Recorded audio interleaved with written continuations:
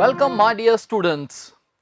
इस कोर्स में हम टेंसेस को बड़े ही सिंपल तरीके से और बेसिक लेवल से सीखेंगे स्टूडेंट्स। सबसे पहले हम ये सीखने जा रहे हैं कि ये जो टेंस शब्द है ये बना कहां से है। जी, ये जो टेंस है ये बना है लातीनी भाषा के शब्द टेम्पस से। टेम्पस का मतलब है काल, मतलब समय। टेम्पस से क्या बन गया? टेंस। टेंस तीन प्रकार के होते हैं स्टूडेंट्स, वो हमें पता है, प्रेजेंट, पास्ट और फ्यूचर। आगे इनकी 4 टाइप्स होती हैं स्टूडेंट। फर्स्ट है हमारे पास indefinite, second is perfect, third is continuous, fourth is perfect continuous. और हम इन्हें पढ़ेंगे स्टूडेंट्स बहुत ही डिटेल में। तो चलिए स्टूडेंट्स शुरुआत करते हैं प्रेजेंट कंटिन्यूअस टेंस से। बहुत से स्टूडेंट्स पूछते हैं, सर आपने प्रेजेंट इंडेफिनिट टेंस से शुरुआत क्यों नहीं की? क्योंकि ज्यादातर टीचर्स तो प्रेजेंट इंडेफिनिट टेंस से शुरुआत करते हैं।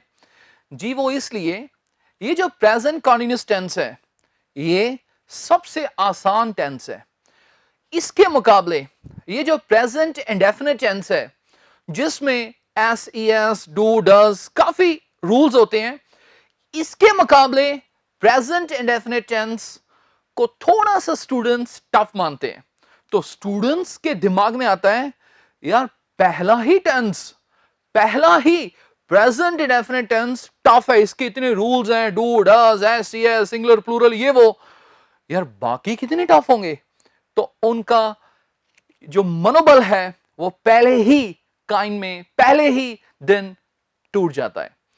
अगर हम इससे शुरुआत करेंगे जो कि इजी है, फिर हम पास्ट कंटिन्यूअस, फिर फ्यूचर कंटिन्यूअस, तो उनको लगेगा यार ये जो टेंस होते हैं ये तो बहुत आसान होते हैं। सो इसीलिए स्टूडेंट्स मैं आसान से स्टार्ट कर रहा हूं। एक चीज मैं यहां और क्लियर कर दूं, इसमें हम सिर्फ और सिर्फ टेंस कवर नहीं करेंगे।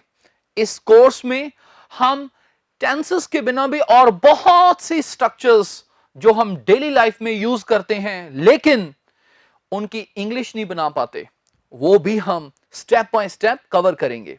जैसे कि हम अक्सर बोलते हैं, काश मैं ऐसा बन जाऊं, काश वो फर्स्ट आ जाए। अब काश वाले सेंटेंसेस कैसे बनेंगे? यार मेरे पास बैठने के बिना और कोई चारा नहीं था, अब चारा वाले सेंटेंसेस कैसे बनेंगे? अरे वो ऐसे चलता है जैसे राजा हो, मैं ये काम किए बिना रह नहीं सकता, अब रह नहीं सकता वाले सेंटेंसेस कैसे बनेंगे? बहुत से इस प्रकार के सेंटेंसेस होते हैं जो आम हम ट्रेडिशनल तरीके से अगर इन टेंसेस के दायरे में बनाने की कोशिश करें तो वो नहीं बन पाएंगे।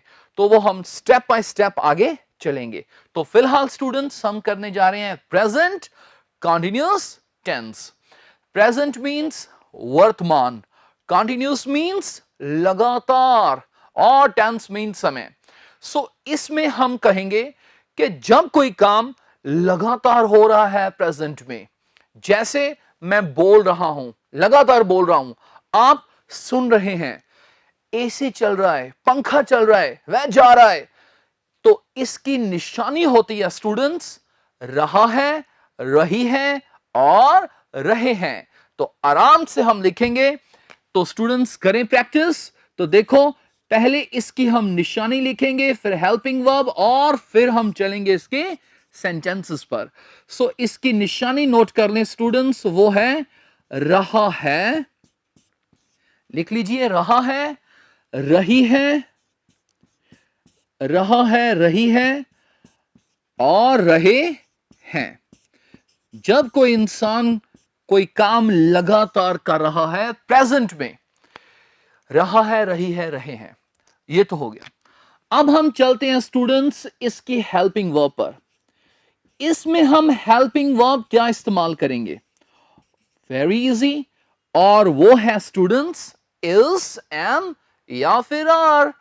आओ हम लिखें इज, एम या फिर आर। बड़े सिंपल से तरीके से स्टूडेंट्स मैं आपको समझाऊंगा और बिल्कुल बेसिक लेवल से। इज हम कहां लिखते हैं? जब हमारा सब्जेक्ट सिंगुलर हो लेकिन आई को छोड़कर, क्योंकि आई के साथ हम क्या लिखते हैं, एम। सिंगुलर मीन्स एक वचन, जैसे हमने कहना हो शी, ही, इट, कोई नाम आ जाए जो सिंगुलर हो स्टूडेंट। और हम किसके साथ लिखते हैं स्टूडेंट्स, जब सब्जेक्ट क्या आ जाए, प्लूरल, बहुवचन आ जाए, जैसे कि वी, हम, दे, वे, लोग, पीपल, जब एक से ज्यादा हो काम करने वाले तब हम क्या लिखेंगे, आर। बाकी प्रैक्टिस पर छोड़ दें स्टूडेंट्स, हम प्रैक्टिस करेंगे इसकी। निशानी देख ली, हेल्पिंग वर्ब देख ली, लेकिन एक चीज आपने जरूर नोट करनी है स्टूडेंट्स, इसमें हम first form of verb plus ING लिखेंगे। जी हां, सो जितने भी कॉन्टिन्यूस टेंस होते हैं स्टूडेंट्स, उनमें हम फर्स्ट फॉर्म के साथ हमेशा आईएनजी का इस्तेमाल करते हैं, इसे नोट कर लीजिए। सो आईएनजी क्या दर्शाती है कि कोई काम लगातार चल रहा है। सो आओ हम सेंटेंसेस बनाएं स्टूडेंट्स, प्रैक्टिस करते हैं। हमारा फर्स्ट सेंटेंस है, बड़े सिंपल तरीके से पढ़ेंगे हम। लिखो, वह खांस रहा है, वह खांस रहा है। अगर हमने किसी को कहना हो वह खांस रहा है, इट मींस प्रेजेंट में वो ये काम कर रहा है। रहा है मींस प्रेजेंट कॉन्टिन्यूअस टेंस। तो आओ बनाइए स्टूडेंट्स इसकी इंग्लिश। तो वह की इंग्लिश हम क्या लिख देंगे, वह की इंग्लिश क्या लिखेंगे स्टूडेंट्स, ही। चलो जी, ही तो लिख दिया। अब ही के साथ क्या लगेगा, इज। तो हमने लिख दिया इज। कितना आसान है, ही इज। अब खांसने की इंग्लिश हम अलग से सीखते हैं। खांसने की इंग्लिश होती है स्टूडेंट्स कफ, COUGH, इसे हम कहेंगे कफ। तो ये बन गया ही इज कफिंग, ING इसके साथ हम लिख देंगे। तो क्या बन गया, he is coughing. He is coughing means वह खांस रहा है। नेक्स्ट इज वह खराटे मार रही है। तो बनाए स्टूडेंट्स इसकी इंग्लिश, वह की इंग्लिश अब हम लिख देंगे शी। क्यों, क्योंकि रही है, रही है मींस शी से लिखेंगे। So she, very easy. She के साथ भी क्या लिखेंगे स्टूडेंट्स, इज। और उसके बाद हम लिखेंगे वर्ब। वर्ब क्या है, खराटे मारना। खराटे मारने की इंग्लिश में अलग से लिख देता हूं, और वो होती है students snore, SNORE। Snore means खराटे मारना। अब इसे हम अगर यहां लेकर जाएंगे तो इज के बाद हमने ING का इस्तेमाल करना है, तो बन गया ही इज। ये जो ई है इसे काट देंगे, क्योंकि जब हमने ING लगानी हो स्टूडेंट्स तो अक्सर ये जो लास्ट में ई आती है उसे हम काट देते हैं अक्सर। तो क्या बन गया, शी इज स्नोरिंग। आप बोलकर बताएं, सेंटेंस बोलो, प्रैक्टिस होगी। She is snoring. Next is वह छींक मार रहा है। तो छींक मारने की इंग्लिश स्टूडेंट्स पहले बताएं क्या आएगी। पहले छींक मारने की इंग्लिश लिख लें, और वो होती है स्टूडेंट्स स्नीज, SNEEZE। मेरे साथ बोले, स्नीज। स्नीज मीन्स छींक मारना। अब हम इसे यहां यूज करेंगे, वह छींक मार रहा है, इट मीन्स प्रेजेंट में ये काम कर रहा है। तो अब रहा है तो हम क्या लिखेंगे, ही। ओके, मेल्स के लिए ही लिख दिया। ही के साथ क्या लगता है, इज। और इज के बाद हम वर्ब की फर्स्ट फॉर्म के साथ ING लिखेंगे। तो इसे हम यहां लेकर जाएंगे, तो ये बन जाएगा स्नीजिंग, SNEEZING। तो ये जो ई है इसे हम काट देंगे यहां पर, तो ये बन गया ही इज स्नीजिंग। आप भी बोलें, ही इज स्नीजिंग। नेक्स्ट है स्टूडेंट्स, वह डकार मार रहा है। डकार मारने की इंग्लिश हम दो सीखेंगे, यहां पर अलग से लिख लें। एक है बेल्च, BELCH, बेल्च, बोलो प्रैक्टिस के लिए बेल्च, बेल्च मींस डकार मारना। Next is burp, BURP। सो इसे हम याद करते हैं स्टूडेंट्स, प्रैक्टिस करवाता हूं मैं आपको। तो बोले फर्स्ट इज बेल्च, बेंच नहीं बेल्च, और सेकंड इज बर्प, बर्प। आओ सेंटेंस लिखे हम, वह डकार मार रहा है, प्रेजेंट में ये काम कर रहा है, प्रेजेंट कंटीन्यूअस टेंस। तो वह की इंग्लिश तो अब हमें आने लग गई ही। फिर हम लिखेंगे इज के बाद हम लिखेंगे ING वर्ब के साथ। अगर तो हमने बेल्च को लिखना है तो हम कह देंगे ही इज बेल्चिंग, और अगर हमने बर्प को लिखना है तो हम क्या कह देंगे he is burping. So he is belching या ही इज बर्पिंग। अच्छा, एक स्टूडेंट्स मैं आपको एक चीज और बता दूं यहां पर, अगर हिचकी लेने की इंग्लिश की जरूरत पड़ जाए तो वो नोट कर ले, वो है हिकअप। हालांकि सेंटेंस नहीं बनाया हमने, बट इसे नोट कर लें, HICCUP। हिकअप मींस हिचकी लेना। अगर हमने कहना हो वे हिचकियां ले रहा है तो हम कहेंगे ही इज हिकअपिंग, ही इज हिकअपिंग। अच्छा, डकार मारने की इंग्लिश क्या थी बोलो, बेल्च और burp. Next one is way चुगलियां कर रही हैं। तो स्टूडेंट्स, प्रेजेंट कंटीन्यूअस टेंस, चुगलियां करने की इंग्लिश होती है, वो मैं अलग से लिख देता हूं, बैकबाइट, BACKBITE। ये अलग से लिख ले, बैकबाइट, BACKBITE। बैकबाइट मींस चुगलियां करना। वे चुगलियां कर रही हैं, तो वे मींस ये प्लूरल है स्टूडेंट, तो हम प्लूरल में क्या यूज करेंगे, दे। दे मींस ज्यादा, प्लूरल। दे के साथ हम लिखेंगे आर, दे आर, दे के साथ आर। ओके, अब बैकबाइट को अगर यहां लेकर जाएंगे तो ING डाल देंगे, तो क्या बन गया students, they are backbiting. Last में ये जो ई है उससे हम काट देंगे और ये बन गया दे आर बैकबाइटिंग। बोलो आप, दे आर बैकबाइटिंग। अगला सेंटेंस है, वे पागलों की तरह हंस रहे हैं। अब हंसने की इंग्लिश तो हमें आती है जैसे कि लाफ, LAUGH। लाफ का मतलब तो होता है स्टूडेंट्स हंसना, लेकिन यहां पर क्या है, पागलों की तरह हंसना। पागलों की तरह हंसने के लिए एक स्पेशल वर्ड भी है और वो है गिगल। जी हां, नोट कर लीजिए स्टूडेंट्स, GIGGLE, गिगल। सो लाफ मींस वैसे हंसना, लेकिन गिगल मींस पागलों की तरह हंसना। आओ बनाए सेंटेंस, वे पागलों की तरह हंस रही हैं। तो वे मींस ये प्लूरल है स्टूडेंट्स, तो हम क्या कहेंगे, दे। और दे के साथ क्या लगेगा, आर, और फिर हम लिख देंगे ING, तो ये बन गया दे आर गिगलिंग। जी हां, दे आर गिगलिंग। बोलकर बताएं मेरे साथ, दे आर गिगलिंग। चलते हैं स्टूडेंट्स आगे। अब हम इस टेंस के नेगेटिव सेंटेंसेस करने जा रहे हैं जिसमें आएगा नहीं। जैसे कि ये सेंटेंस देखें, वह मुस्कुरा नहीं रहा है। अगर नहीं आ जाए तो हम क्या करेंगे, वेरी सिंपल, हम लगा देंगे नॉट। तो ये तो स्टूडेंट्स हमें पता है कि इसमें लगता है इज, एम या आर, और उसके बाद हम क्या लगा देंगे, not. Very easy, let's practice. वह मुस्कुरा नहीं रहा है, तो वह की इंग्लिश क्या आ गई स्टूडेंट्स, ही। लिख दिया ही के बाद इज, और इज के बाद नॉट, ही इज नॉट। मुस्कुराने की इंग्लिश स्माइल।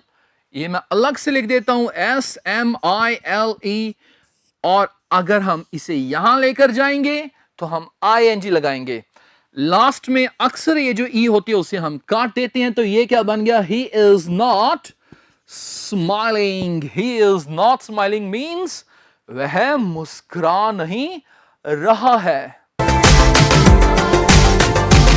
नेक्स्ट इज आप तालियां नहीं मार रहे हैं। जी मैं आपको नहीं कह रहा, सेंटेंस है। आप तालियां नहीं मार रहे हैं तो क्या बनाएंगे इंग्लिश? आपकी इंग्लिश क्या होगी स्टूडेंट्स? यू के साथ क्या लगेगा? Simple are. ये तो प्रैक्टिस से क्लियर हो जाएगा। यू आर नॉट, और ताली मारने की इंग्लिश होती है क्लैप, CLAP। क्लैप मीन्स तालियां मारना। अगर इसे यहां लेकर जाएंगे तो आर नॉट के बाद हम ING लिखेंगे मेन वर्ब के साथ। तो ये क्या बन गया students?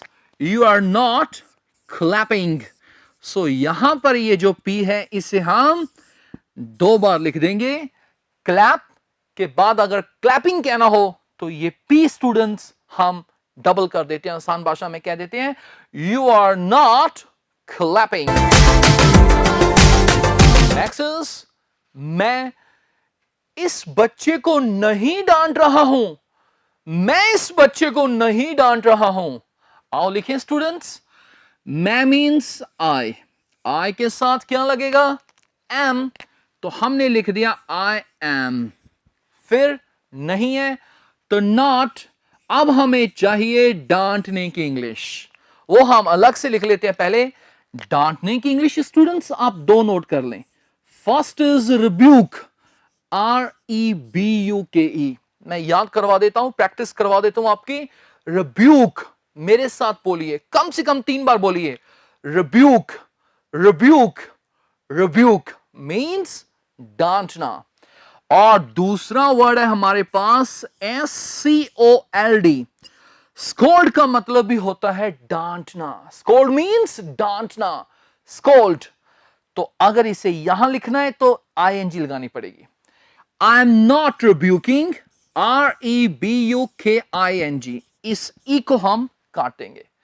I am not rebuking this child, I am not rebuking this child. मैं इस बच्चे को नहीं डांट रहा हूं। अच्छा, अगर हमने कहना हो स्कॉल्ड तो हम क्या कहेंगे? रिब्यूकिंग के स्थान पर हम क्या लिख देंगे? आई am not, SCOLDING, I am not scolding this child. अच्छा, बोलकर बताएं सारा सेंटेंस। आई एम नॉट रिब्यूकिंग या स्कॉल्डिंग दिस चाइल्ड। अगला सेंटेंस स्टूडेंट्स, वह इकबाल को थप्पड़ नहीं मार रहा है। वह इकबाल को थप्पड़ नहीं मार रहा है। तो आओ बनाएं। वह मीन्स ही। अब तो हमें पता चल गया ही इज आएगा और उसके बाद नॉट। He is not. अच्छा, थप्पड़ मारने की इंग्लिश होती है स्लैप, SLAP। अगर हम यहां लिखेंगे तो P को हम 2 बार लिख देंगे, slapping. He is not slapping। उसके बाद नाम है जी इकबाल, तो हमने लिख दिया इकबाल। तो सेंटेंस क्या बन गया? He is not slapping Iqbal. आप भी बोलो, He is not slapping Iqbal. Next one is वह कपड़े प्रेस नहीं कर रही है। सो वह कपड़े प्रेस नहीं कर रही है। She is के बाद नहीं की इंग्लिश नॉट। अब प्रेस करने की इंग्लिश प्रेस मत कह देना, क्योंकि PRESS प्रेस का मतलब तो दबाना होता है।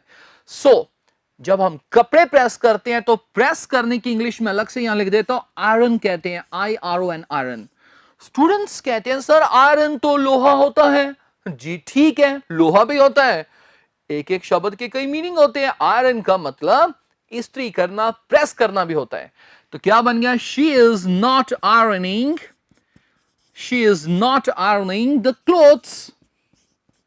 तो हमने ये लिख दिया, she is not ironing the clothes.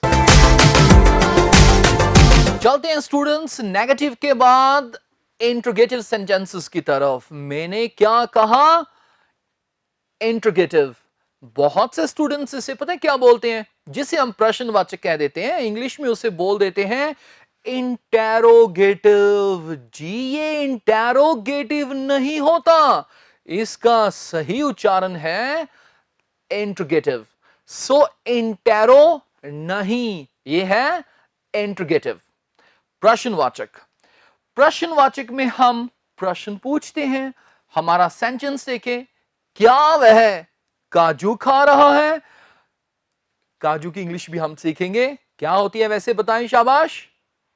Okay, cashew nuts. पहले तो हम काजू की इंग्लिश लिख लेते हैं, cashew nuts. Cashew nuts means काजू, ये प्लूरल में लिख दिया। काजू की इंग्लिश बोलकर बताएं, cashew nuts, CASHEWNUTS, cashew nuts.